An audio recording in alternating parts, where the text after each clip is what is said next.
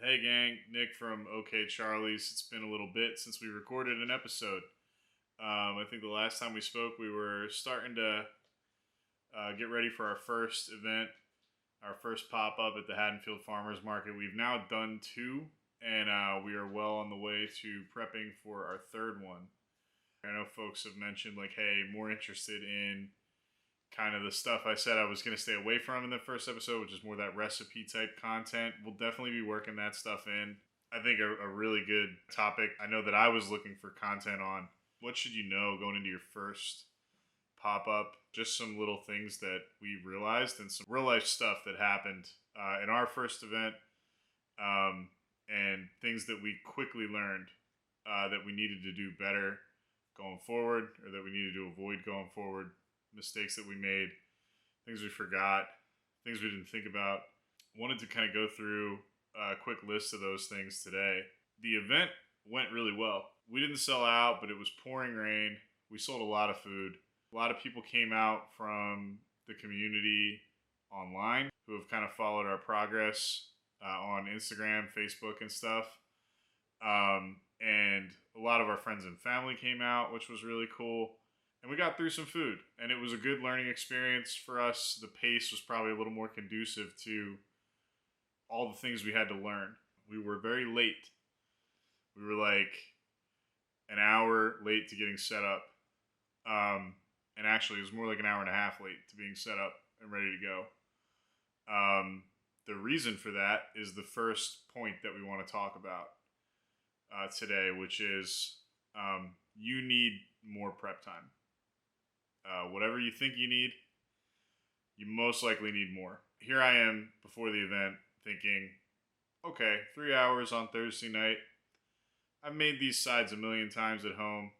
It can, I can make one side in the first hour, the second side in the second hour, and the third side in the third hour. They don't even take an hour each to make. So I'm gonna, I'll be have more than enough time to set up, clean up, and do all that in 3 hours, right? That's not how it works. So, particularly the first time cooking in a commissary kitchen, and on top of that, I really underestimated all the stuff we were trying to do. Like, if you're trying to do barbecue the way that we're trying to do it, the way that a lot of the places that we want to emulate do it, right? We're trying to make everything from scratch. We are making our own pickled cucumbers, our own pickled onions, our own pickled hot peppers. We're making all of our own sides from scratch. Nothing is pre-made. Nothing is pre-seasoned, pre-mixed, or anything like that.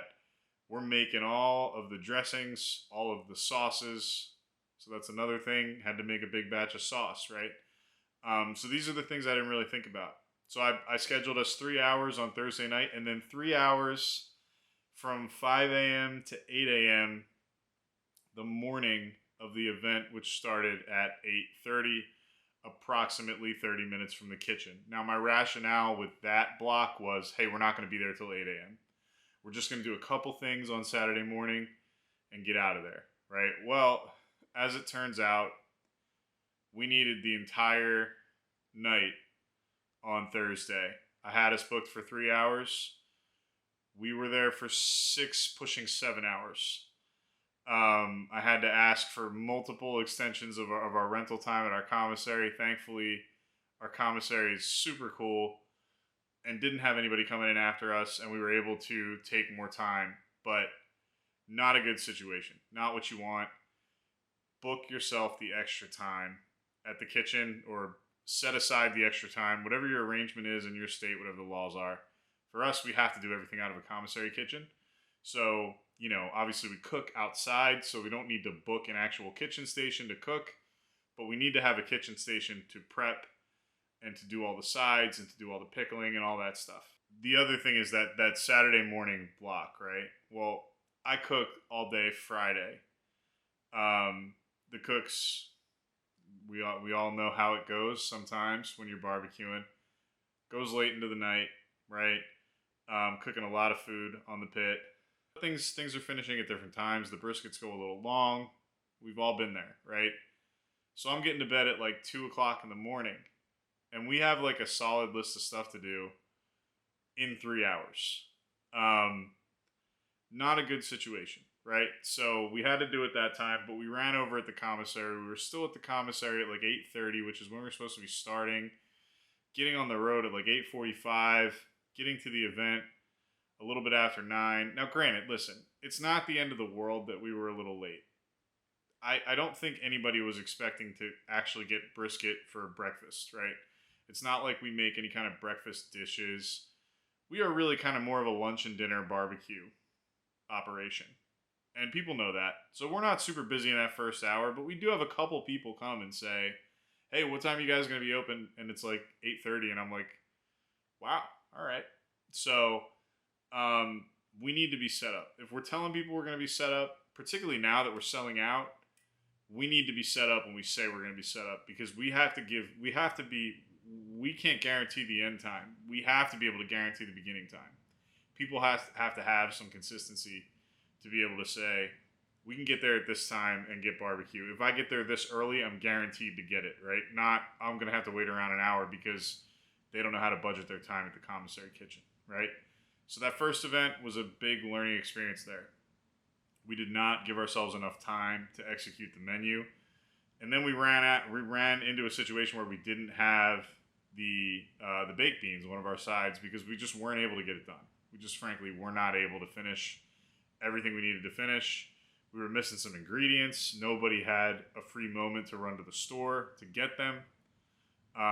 So it's a whole thing, right? It just compounds, and you start to have other issues because you didn't budget enough time. So budget yourself more than enough time at the commissary. Make sure that you can make everything you need to make and execute everything the way you want to execute it. The second point, make a list, check it twice, check it 3 times, check it 4 times, go over it with the people that you're working with, see what they think of, because I didn't think of everything. A lot of times, I do this with my parents. It's a family business, my parents and my wife, and a lot of times it was one of them thinking of something, right? So go over the list with people. Make a list not just of things that you need, but also of things that you need people to do. Be specific with what you need people to do. Make sure that there's a list of tasks in addition to a list of items. List of things you need to buy from the store. List of things that you need to bring to the event. List of things that you need people to do at the commissary. And then a list of things that you need people to do at the event. So make sure you have all that listed out and planned. There are all different types of planning software. We are going to start using something other than just lists that we're making. We're going to get better there. So once we start using one of these apps or platforms that help manage workflows for businesses, I'll follow up with another note on kind of like, hey, here's what we're doing now. But as of now, we're just making really copious lists. We're going over them together. We're in constant communication. We're texting back and forth about this stuff all day. Just, hey, somebody needs to get this. We need somebody to get over here and get that. We need to do this, and this on Tuesday night at the commissary. We need to do this, and this on Thursday night, right? Because now, what do we do differently? Going back to that first point, we book way more time at the commissary. And we schedule that time out with very clear lists of what people need to do. So make your lists. Something that happened in our first event, I actually had to make a list right here of things that we forgot because we forgot so many things. We forgot the scale. That's a problem when you're selling meat by the pound. We forgot the medium size cups. So that's also a problem from a portion and food cost control standpoint. We forgot small sauce cups. We forgot the squirt bottles for the sauce. We also forgot the ladle. So we had this big 7-quart container of barbecue sauce sitting there. And because we forgot the ladle, it was pouring rain, we were already late. We had my mom standing there with a soup spoon, spooning out sauce. Now, when it was just a little bit of sauce for a sandwich, soup spoon was fine, right? But when somebody wanted a side of sauce, well, that was a manual task that had to take time. And then also, we're filling a bigger cup than we should be filling with a side of sauce.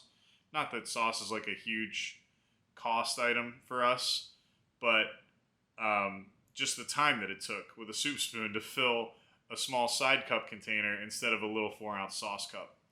So, what have we changed, right? We dedicate an hour of the first commissary session of the week to packaging up sauce in those little 4-ounce cups.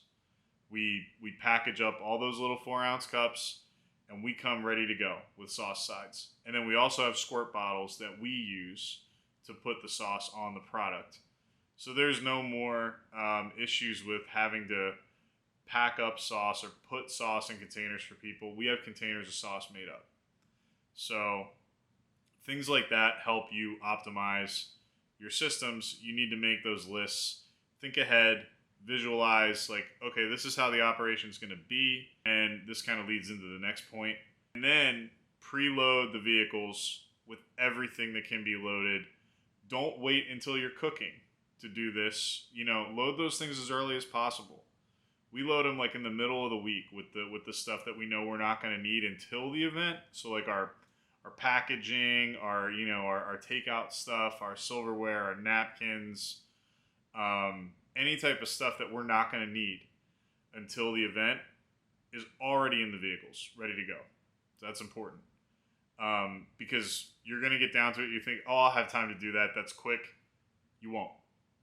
So the third point is test your setup, test your process, even if it's simple, even if it's like, hey, I'm going to pull stuff out of the warmer and slice it, or, whatever. And this person's going to scoop sides and we're going to come together and put it together and pass it to the customer. Right. And this person's on POS. Like, even if it's a relatively simple thing, if you don't test it, there are going to be things that you don't think of. I tested our point of sale a little bit, but I didn't test everything, right? I didn't swipe my card for every item and see how it worked. So as a result, our one main 2 sides plate, which is like our standard order, was not set up correctly in the Toast POS system. I had some kind of option in there that needed to be selected that wasn't prompting, so we could never get a dollar total to come up for the one main 2 sides plate. Now that's a huge problem, right? Now fortunately, a lot of people had cash that first day, and the majority of our sales were done in cash that first day, which kind of flipped the next time. The next time, the majority of our sales, overwhelmingly, were done on the card. But fortunately, we didn't have too many orders with the one main 2 sides plate that were not cash. And when we did, we just figured it out by doing the a la carte and giving a discount, but then the discount took it lower than it should have, right? So avoid all that by testing. Test your point of sale system. If you're using something like Toast, test the crap out of it, man. Do all the options, run the card, do different things, try to, buy it with adding the additional modifiers that you set up in the system. Whatever your point of sale system has, test it all. Test it all. And if you're just cash only, that's great. That's awesome. But you should still test your overall setup. Things that you don't think about, like, if these people are getting the sides, right? Like, whose responsibility is it to stage up rolls for sandwiches, right? How are we going to do the simple little things? Because we didn't think about this, and we didn't have our steam table set up, and we just worked out of the warmer because we had issues with the rain. We did plan to have steam tables set up, but there were issues with the rain. There were issues with the power. Long story, too many details. The point is, we were in and out of the warmer so much that the door was open, like the majority of the time. And you can't have that, right? Because the warmer is now living around, a lower temperature than you want it to, right? So it at a certain point, that now it's a relatively short event. The food comes in piping hot for us from ovens at the commissary or the Alto Sham, right? So the food is coming in piping hot. So for an event like that, we aren't losing temp to a degree where it's risky, right? Our food is always temping high enough. But the point is, if the warmer is constantly open, it's just not an efficient way to do it. And you are eventually, over the course of a longer event, going to lose too much temp out of the warmer. So things like that, we realize, like, oh, because we don't have the steam table, or because we don't have stuff broken out into smaller trays, we're taking big trays in and out of the steam table, in and out of the cabinet warmer all the time, right? So the door is constantly being opened and closed, and be really cognizant of that and try to avoid that. And this is how you can avoid a lot of those pitfalls, is just to test your setup. We realized very quickly that the setup that we set up for ourselves, the stations made no sense, right? The order of the stations, the flow of food going through, like the order, we completely flipped it the next time. We changed a bunch of stuff. We had defined roles. We didn't do as much kind of by the seat of our pants as we did the first time. The stations were logically set up the second time. And if we would have just done this, had a party and done this in our backyard one time, we could have saved all these like little mini headaches that we had at the first event. Again, the first event went really well, so it's, happy to learn it that way, but, better to avoid those things. The fourth item here is a tricky one, particularly for barbecue these days, and that is to have a plan to stay on top of food costs and execute it. When you're aspiring to do the kind of menu that, your favorite craft barbecue place does, right? There's a lot of food costs tied up in that. You're getting really good quality meat, and meat is just generally expensive. You're trimming off a lot of that meat, right? Your yield is poor. Even your sides, sometimes, if you're not really cognizant of your food costs, can get away from you, and your sides really have to be moneymakers in order to offset the inherently bad food costs on meat. We really had a leg up here because of the LeRoy Lewis videos. You can actually find them on their YouTube now, I think. Used to just be on Patreon. Their Patreon, by the way, is awesome. They still release videos exclusively to there. I think there just is a time period that goes by before they put them on YouTube. These videos particularly go through a yield test on a brisket, which is a great case study to understand how you can do a yield test with your cooker and understand how much from the raw weight you lose and how much you're able to recoup with how you use the trim and all that, right? So that's a huge help, that video. And then also the Food Cost 101 video that they did. Essentially, I'll boil down the lesson to a simple idea, which is your food cost should be as close to 25% of your revenue as you can get it, or lower. If you can get it to 25%, you're doing great. There's other costs that are going to take up the rest of that really fast.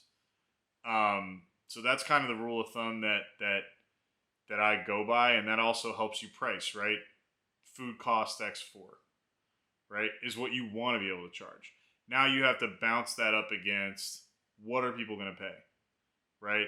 There's a kind of a fine line there between, you can't just do food costs for an item times 4 if it's going to put it in this ridiculous price point that isn't going to work for your clientele, or just in general is just too much for what people perceive in the product. And if that's the case, maybe you have to evaluate, hey, can I sell this item? Or can I kind of subsidize the high food costs of this item and offset that with another item that has lower food cost? These are the kinds of things you have to kind of work through. But watch those videos, both of those videos from LeRoy Lewis. I can't recommend that stuff highly enough. because they just really are, those two videos are really helpful in understanding food costs and how to keep it under control. Now, with all that said, we came in with a leg up. I had a really clear plan that I wanted to do on food costs. My problem was with the execution. So that's the whole second part of what I said at the beginning, right? Have a good plan on food costs and then execute the plan. We didn't execute the plan well, starting with forgetting my scale and then going into forgetting the medium cups, right? So we had some weird portions going out. We were over serving people. I always lean towards over serving the people in that instance when I didn't have the scale at that first event, because I'm like, well, I'm not going to shortchange somebody, give them less than a quarter pound of brisket. But what winds up happening is, I don't know about you guys, I'm a big eater. And when I look at a quarter pound of brisket, sometimes I go, oh man, that's all that is. Now, granted, when you sit down and actually try to eat it, it's like, whoa, that's a lot of food. But it can very easily kind of, from a bird's eye view when you're cutting it up, it can get away from you. And if you're not weighing, a quarter pound can really quickly become a half pound. Now, I'm sure there are people who are really experienced that can eyeball a quarter pound of brisket like it's nothing, right?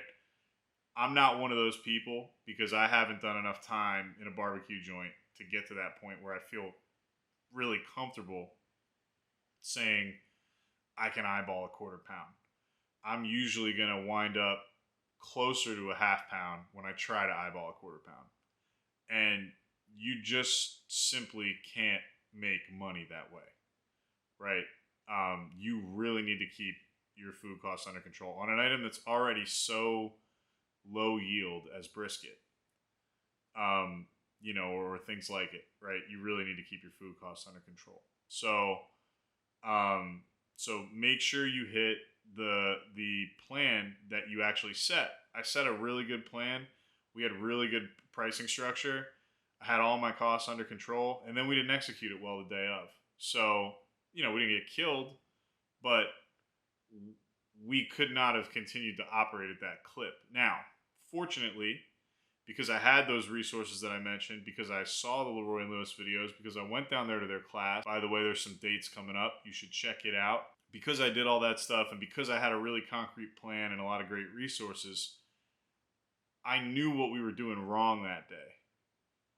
A lot of businesses go on operating not necessarily knowing what they're doing wrong and not taking steps to correct it. And they just have a leak for a long time. And then eventually they have problems. Understand what's going on with your food costs. Have a plan. Execute the plan. The fifth point is aim to sell out, right? This is the unanimous advice that I got for everyone. I didn't really follow it. I still have a tendency to not really follow this one great. We've just been fortunate that even though I've been increasing the amount that we've been cooking, we've been selling out. But the first event we did not. The first event we didn't sell out. We went home with some food. It was pouring rain. Tough one to call, right? We didn't go home with a lot of food. We went home with enough food that I would say if we were doing that and we did that every week, we wouldn't be doing what we need to do from a business standpoint. Again, first event, we're fine. I'm not trying to get anybody concerned, but it can't continue, right? And you have to be able to identify, okay, this is a mistake. You got to make sure that that's not happening regularly, that you're not walking home with a considerable amount of food, that your costs aren't getting out of control, right? And that you're not going home with food. Those two things will kill you over time. Just to recap, our first event was, on the whole, it poured rain. We didn't sell everything. Our food cost control wasn't very good. Our systems were really bad. We were really slow as a team with the point of sale, with our service overall. And you know what? It was great. It was great because we needed to get that out of the way, to learn the things that we learned, and because we still had a great time. We still served people. People were still happy. We were soaking wet. I couldn't believe it. We had a line in the pouring rain. I still can't believe it. You know, people were standing out in the rain while we were fumbling around trying to figure out issues with our point of sale, and these people are just getting dumped on. I felt so bad. I still feel bad, you know, but you know what, man? People were happy. Our second event, as I mentioned, we sold out. We had an opportunity to get some publicity, write up written about us by Marilyn, the admin of South Jersey Food Scene, which is an awesome, extremely active Facebook group. And, you know, we definitely we saw some benefit from that. We did a lot of really great, really successful Instagram, Meta, Business Suite, Facebook marketing to local audiences that has really helped build a solid foundation, because even at our first event before the write-up, we were seeing people who were coming because they knew of us, because they followed us on Instagram, and because they followed us on Facebook, and because all these videos that I was posting before I was ever actually in business, these people were seeing. I was getting messages like, hey, where can I get your stuff, right? So we really kind of stacked the odds in our favor by building a lot of demand for a while first. Not saying don't do your first pop-up if you haven't done that. I'm just saying those types of activities really help. And it snowballs so fast. Like, we're going into our third event. It's a big event. We're really pushing. We're pushing. We're going to push the cooker. We're going to push ourselves. We're going to push how much we can sell. We sold out last time. We are not going to roll in there with the same amount of food and be content selling out. Some would argue that's what we should do. Some would argue that we should allow the scarcity, kind of lean into the scarcity, not cook a lot. And maybe they're right, but I'm hard-headed, and I think that if we really go nuts here and really lean in, that we can sell even more. Especially given the big event that's in town for this upcoming pop-up that we have, which is the Haddonfield Skirmish. But I'm getting way ahead of myself here. This vlog is about the first event. So stay with us, because things are already starting to roll, and we're going to have a lot more interesting content for you coming up here. So thanks. If you made it to the end of this video, I really appreciate it. Would appreciate if you could hit the like and the subscribe button if you haven't subscribed already. I hope you got some value out of this. Let me know what your thoughts are here. I know we want to get more into recipes. I promise you, next episode, we will talk about how we make a couple of our sides. We'll talk a little bit about some different things. Thanks again. Really appreciate it. I'll see you next time.